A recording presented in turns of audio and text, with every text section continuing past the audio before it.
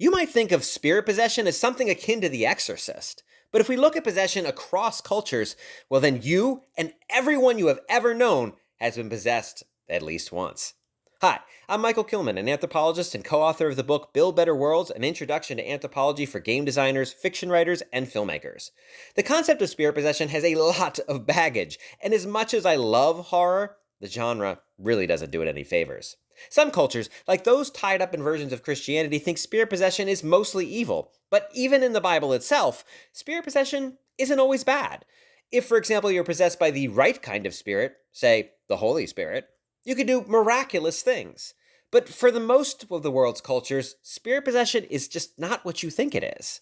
In a 1987 article, anthropologist Aihwa Ong documents young rural Malaysian women who become factory workers in Japanese-owned companies after struggling to find a way to feed their families. Now, historically, these Malay women stayed at home and the men worked, flipping their gender roles. Many of these women had to live in dorms away from their families and communities and are forced to adapt to completely foreign circumstances. Add into that brutal working conditions with long days, strict management, hot room, loud noises, and demanding jobs with few breaks, and they were experiencing yet another inversion of their rural lives. And some Malay spiritual beliefs include evil spirits living in dirty standing water. Toilet tanks are full of dirty standing water, and were now the final ingredient for spirits possession. When the women became possessed and started smashing equipment, management called it hysteria. But Aihwa Ong saw something else. Women whose bodies were saying no to the conditions they had no other way to resist. It's a kind of supernatural agency, and really similar to prayer or spellcasting.